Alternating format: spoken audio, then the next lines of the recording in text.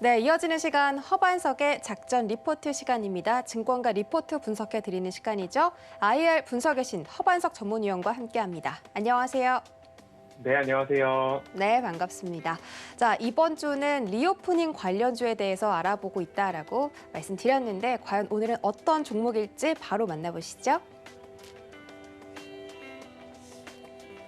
네, 오늘의 종목 리포트 바로 GS 리테일이었습니다. 아마 많은 분들이 알고 계실 텐데요. 편의점으로 또 유명하죠. GS 리테일이 백화점 사업부터 면세점 사업까지 좀 도달을 하고 있는 상태고 최근에는 이커머스 시장까지 뛰어들었다고 합니다. GS 리테일 앞으로도 더 거대하게 성장할 수 있는 그런 포텐을 가지고 있는데 리테일에 대해서 다시 한번 설명 부탁드릴게요. 네, 이번 주는 리오프닝과 관련된 섹터를 좀 살펴보자라는 말씀을 드렸고요.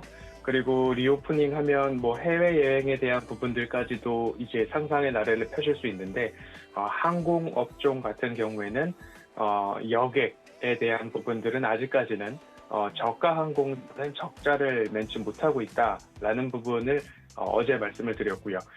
그렇다면 소비와 관련된 부분으로 해외여행이 아직까지 활발하지 않은 가운데 소비에 대한 부분들은 조금 늘어날 조짐을 보이고 있다. 그러면 그 수요에 대한 부분들이 국내 안에서 해결이 돼야 될 텐데 백화점 같은 경우에는 보복 소비, 고가 내구재 소비, 펜트업 수요 이런 것들이 작용을 하면서 이미 한 차례 주가의 우상향을 보였고요.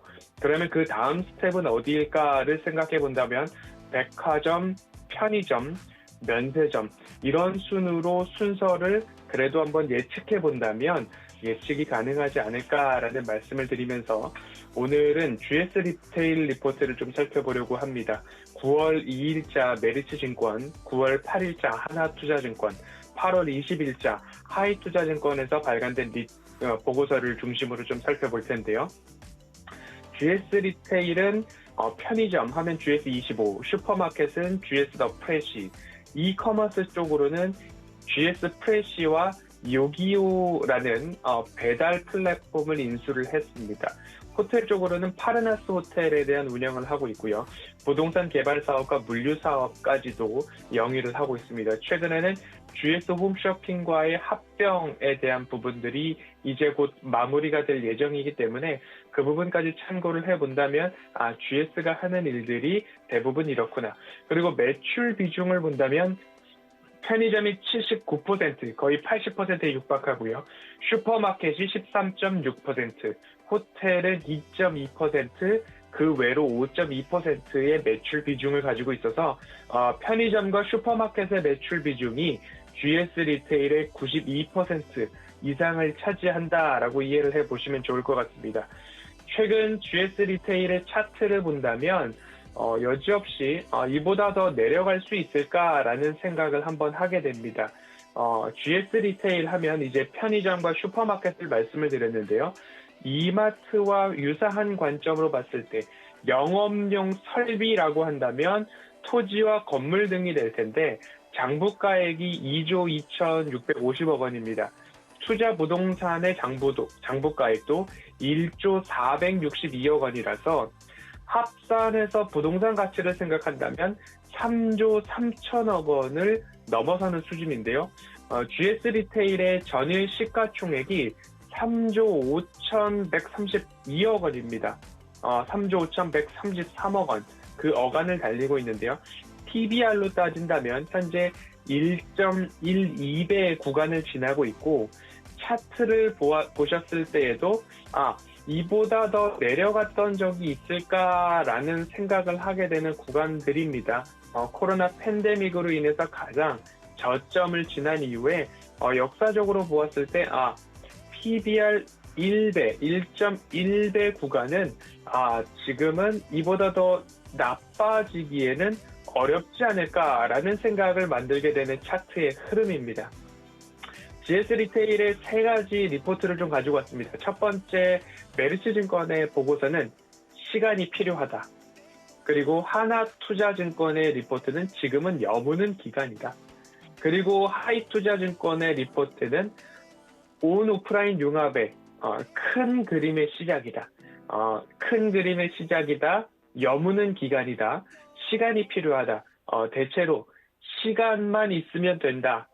다시 말해서 제 표현으로 바꾸자면 이보다 더 나빠질 구간은 그리 많지 않다라고 말씀을 드리면서 앞서 말씀드렸던 시총 3조 5천억 원, PBR 1.12배, 내재 가치, 부동산 가치 포함을 해서 내재 가치와 영업 가치를 포함했을 때 지금보다 나빠질 구간은 그리 많지 않다라는 말씀이 차라리 GS 리테일의 가장 현 구간으로서는 강점이 아닐까 말씀을 드려볼 수 있을 것 같고요. 그러면 GS 리테일의 투자 포인트를 좀 살펴보도록 하겠습니다. 이익 체력 측면에서는 앞으로 자회사의 이익 체력이 뒷받침된다면 그리고 GS 홈쇼핑 편입 효과가 발생된다면 22년도 GS 홈쇼핑의 매출액이 1조 2,427억 원입니다. 전년 대비 97% 이상 성장이 전망되고 있고요. 영업이익도 1,300억 원으로 전년 대비 81% 이상의 성장을 좀 전망이 되고 있습니다.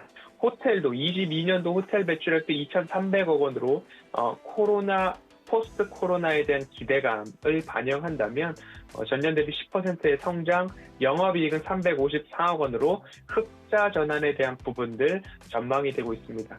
호텔 신라도 마찬가지였죠. 면세점과 호텔 사업 부문에 있어서의 뭔가 적자를 감소하기 위한 노력이 있었을 때에 1분기부터 빠른 흑자 전환이 전망이 되고 실제로 그런 모습들이 나왔습니다. 자회사의 이익 체력이 좋아지고 있는 만큼 이 부분에 대한 GS 리테일의 첫 번째 투자 포인트 리오프닝 그리고 외부 활동 증가, GS 홈쇼핑 합병 시너지에 대한 포인트가 하나 있을 것 같고요. 사업 포트폴리오의 다각화에 대한 부분입니다. 홈쇼핑 합병 요기요 인수를 통해서 온라인 사업부가 강화되고 있고 사업부 간 시너지도 기대되는 모습입니다. 그렇기 때문에 통합 물류, 라스트 마일 강화, 오프라인 점포 픽업센터로 활용할 수 있기 때문에 사업부 간에 홈쇼핑이면 홈쇼핑, 요기요면 요기요, 그 다음에 리테일, 편의점이면 편의점 간에 시너지가 좋아질 수 있다라는 부분이죠. 풀필먼트에 대한 여러 유통업체들의 고심이 깊고 강화할 수만 있다면 더 강화하려는 욕구가 강한 지금의 시점입니다. 하지만 GS 리테일이나 여러 편의점이나 대형 마트를 보유하고 있는 유통업체들은 결국엔 그 하나 매장마다 그 안에 냉동 창고들이 다 있기 때문에 이 부분들을 어떻게 하면 더 시너지를 극대화할 수 있을까? 우리는 풀필먼트가 다 갖춰져 있기 때문에 배송에 대한 부분들을 하나의 시너지를 낼 수 있고 키포인트로 잡는다면 이라는 생각에서부터 출발을 해서 요기요 인수까지 가지 않았나라는 생각이 듭니다. 비용 절감은 물론이고 온라인 트래픽 확보뿐만 아니라 그리고 반값 택배에 대한 이야기가 GS 리테일에 이어지고 있습니다. 반값 편의점 택배를 보내기 위해서 내전객이 증가하면 왔다가 택배만 보내고 가는 대부분의 고객들도 있겠지만 90% 이상의 고객들이 택배를 붙이고서 온 김에 무언가를 사간다라는 곳에서의 시너지까지도 이어지고 있는 모습입니다. 비용 절감, 온라인 트래픽 확보, 결국엔 고객 수 확보와 반값 택배에서 보았듯이 고객이 유입되면 매출 증가로도 영향이 있더라라는 부분까지 이해를 해보시면 좋을 것 같고요. 지금은 여무는 기간이라는 이야기를 했는데요. 외부 활동 증가가 앞으로 리오프닝, 포스트 코로나에 대한 부분들의 핵심 포인트가 되지 않을까 싶습니다. 백신 접종률 증가, 외부 활동 증가, 그리고 편의점 매출 증가까지도 하나의 궤를 같이 하지 않을까라고 보시면 좋을 것 같고요. 백화점에서의 보복 소비가 있었습니다. 그리고 편의점은 이제부터 백신 접종률 증가로 인해서 외부 활동 증가에 대한 수혜가 있지 않을까 싶습니다. 면세점은 어떻게 하냐? 면세점은 아직까지 해외 여행 또는 자유로운 출입국이 아직까지는 더딘 상황입니다. 그렇기 때문에 이 소비의 패턴이 백화점을 지나서 이제는 편의점, 내 눈에 보이는 가까운 곳의 편의점, 그리고 나서 자유로운 출입국이 4분기 내년 1분기부터 위드 코로나를 시행을 하고는 있지만 단계적 일상 회복에 대한 기대감들은 있지만 해외여행까지는 그 다음 스텝이 되지 않을까라고 생각을 해보신다면 백화점 이후에는 편의점, 편의점 이후에 면세점까지 이것이 빠르게 진행될 수도 있지만 그리고 주가는 그러한 것들을 선행하기 때문에 어느 순간 어느 포인트 따박따박 이렇게 스텝을 밟아 나가듯 그 시점을 포착하기는 어렵지만 앞서 차트를 보셨듯이 그 순서 중에서도 GS 리테일은 뭔가 더 안 좋아지기에는 더 내려갈 곳이 없다라는 부분들이 가장 큰 투자 포인트로 살펴볼 수도 있을 것 같습니다. 3분기 실적을 빠르게 좀 전망을 해보면요. 홈쇼핑을 제외했을 때의 3분기 실적은 2조 5천억 원, 전년 동기 대비 6%의 매출액 성장, 영업이익은 711억 원으로 전년 동기 대비 아직까지 마이너스 10%의 역성장을 보이고 있습니다. 하지만 홈쇼핑을 합산했을 때에는 매출액은 2조 7,800억 원으로 전년 동기 대비 5.7% 이상의 성장과 영업이익은 1,087억 원으로 전년 동기 대비 7%의 마이너스 성장률을 보입니다. 홈쇼핑이 합산되면 합산될수록 영업이익에 대한 적자폭은 줄어들고 외형 성장에 대한 부분들도 시너지 효과가 날 수 있다라고 보시면 좋을 것 같고요. 하반기를 넘어서 내년까지 합병 완료까지 다 보았을 때의 비용은 점차적으로 줄어들고 온라인 취급고 증가에 따라서 성장이 기대되고 홈쇼핑뿐만 아니라 리테일 사업 부분 간의 시너지도 무시하지 못할 것이다 라는 말씀을 좀 드리도록 하겠습니다. 결국엔 그뿐만 아니라 딜리버리 히어로 코리아로부터 인수한 요기요죠.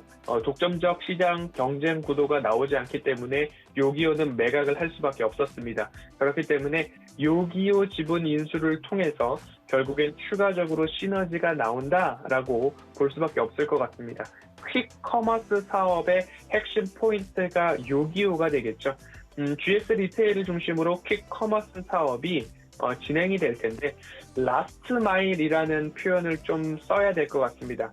라스트 마일은 결국엔 유통업에서 본다면 고객과의 마지막 접점, 마지막 거리가 얼마만큼 가까워지고 민첩해지고 신속해지는가. 그래서 퀵커머스, 라스트 마일 같이 생각을 해보실 필요가 있을 텐데요. 매출 비중 90% 이상이 편의점과 슈퍼마켓에서 발생하는 GS 리테일의 특징을 보았을 때 요기요 인수를 통해서 배달, 퀵커머스가 더 확대된다면 이 매출 비중 90% 이상에서의 포텐이 그 잠재력이 조금 더 주목해 볼 만한 필요가 있지 않을까라는 생각이 듭니다. 앞서서도 요기요 인수 시너지는 물류센터, 풀필먼트 중요도에 대해서 조금 더 확대될 수 있다라는 이목이 집중될 수 있다라는 말씀을 좀 드렸는데요. 이미 직영점 100개 이상의 편의점과 슈퍼마켓을 확보하고 있습니다. 요기요 인수를 통해서 내가 주문하고 25분 이내에 슈퍼마켓을 다녀올 수 있는 효과가 나타난다면 퀵커머스 사업 확장이 매출의 90% 이상을 차지하고 있는 편의점과 슈퍼마켓에 어떠한 날개를 달아줄 수 있을까에 대한 부분들이 어떻게 본다면 GS 리테일의 미래 먹거리, 모멘텀, 가시적 모멘텀의 하나의 핵심이 되지 않을까 생각이 됩니다. 전체적인 유통시장 이미 온라인 전환이 가속화되고 있는 상황이기 때문에 요기요 인수를 통한 GS 리테일의 성장 동력 얼마만큼 잘 준비가 될지 조금 더 집중해 볼 필요가 있다라고 말씀을 드리고 싶고요. 앞서서 보여드렸던 차트입니다. PBR 1.12배 수준이고요. 전일 시가총액이 3조 5,130억 원. 하지만 앞서서 말씀드렸듯이 이마트와 개를 같이 해서 상상력을 발휘해 본다면 영업용 토지와 건물 장부가액이 2조 2,650억 원, 투자 부동산 장부가액이 1조 462억 원, 합산 부동산 장부가액이 3조 3천억 원을 넘어가고 있고 현재 전일 시가총액은 3조 5천억 원입니다. 장부가액은 그 평가 시점에 따라서 이전에 측정해 놓은 부동산 가치일 확률이 굉장히 높습니다. 그렇기 때문에 GS 리테일 앞서서도 여러 리포트들이 시간이 필요하다. 지금은 여무는 기간이다. 큰 그림의 시작이다라는 이야기를 했습니다. 결국 더 나빠질 것보다는 앞으로 바닥을 가지고 좋아질 것이 더 많은 GS 리테일이 아닐까라고 이해를 해보시면 좋을 것 같고요. 시간을 내 편으로 한 투자라면 저가 매수도 가능하다는 판단으로 백화점 다음에 편의점 다음에 면세점인데 그 중에 하나 GS 리테일이 이번 주는 리오프닝 첫 번째 종목으로 좀 선정을 해보았습니다. 더 나빠질 것이 없다라는 곳에 포인트를 맞춰주시고요. 요기요 인수를 통해서 얼마만큼 퀵 커머스 사업에 활기가 뛸 것이냐 이 부분까지도 보시면 좋겠다라는 말씀 드리면서 GS 리테일은 오늘 여기까지 살펴보도록 하겠습니다.